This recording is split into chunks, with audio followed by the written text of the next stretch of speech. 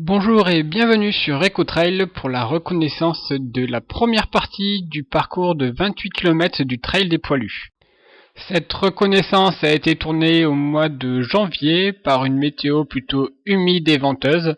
Le trail quant à lui se déroule début mars, donc niveau météo, il faudra regarder le temps des jours avant la course pour voir à quoi vous attendre. On peut avoir aussi bien une météo très printanière qu'une météo quasi hivernale. Et forcément, ça changera beaucoup au niveau des conditions de course. Le départ du 28 km se fait au niveau de la nécropole de Notre-Dame de Lorette. Et comme vous avez pu le voir, après une petite centaine de mètres sur du schiste, rapidement on arrive dans de l'herbe, un passage naturel avec des arbres, des racines et comme aujourd'hui de la boue. À peine 500 mètres après le départ, on attaque déjà la première descente par la route du roi d'Angleterre. Alors c'est pas très raide puisqu'on va perdre à peu près 50 mètres de dénivelé en 800 mètres. Par contre, le sol est très inégal, il y a pas mal de pierres, pas mal de briques rajoutées qui sont plus ou moins recouvertes de boue, ça peut être assez glissant. Il est donc nécessaire de prendre le départ avec les chevilles déjà bien échauffées, ce serait dommage de se faire une entorse et que le trail s'arrête aussitôt.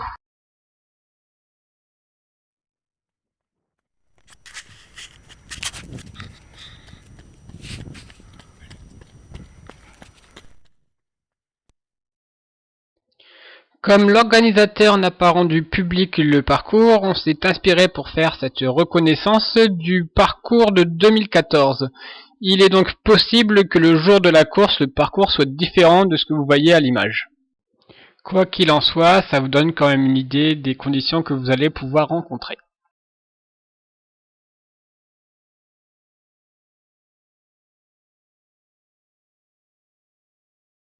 Après le bois de Noulette et un petit passage sur Macadam, on attaque une montée le long des étangs de Noulette.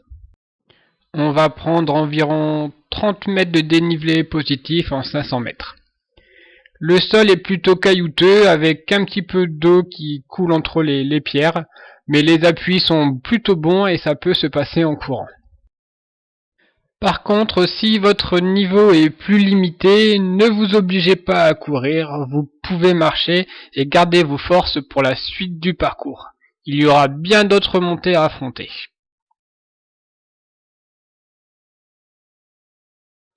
En haut de la montée, on continue tout droit à travers champs. C'est à découvert, c'est exposé au vent et comme vous pouvez le voir, c'est extrêmement gras. Les appuis sont fuyants, on glisse de gauche à droite et c'est autant d'énergie perdue.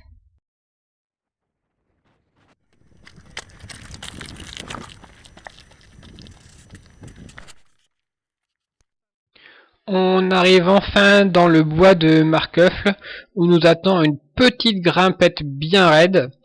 On est sur un chemin de randonnée, les appuis sont plutôt bons et ça peut se passer en courant. Par contre, si vous êtes déjà un peu entamé par vos glissades dans la boue, n'hésitez pas à marcher.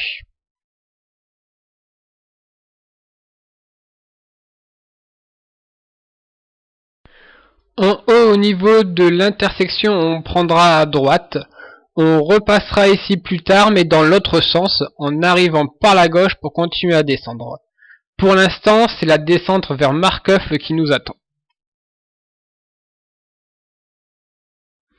Pas de grandes difficultés dans cette descente. On peut se permettre de se relâcher un peu tout en restant vigilant au niveau de ses appuis.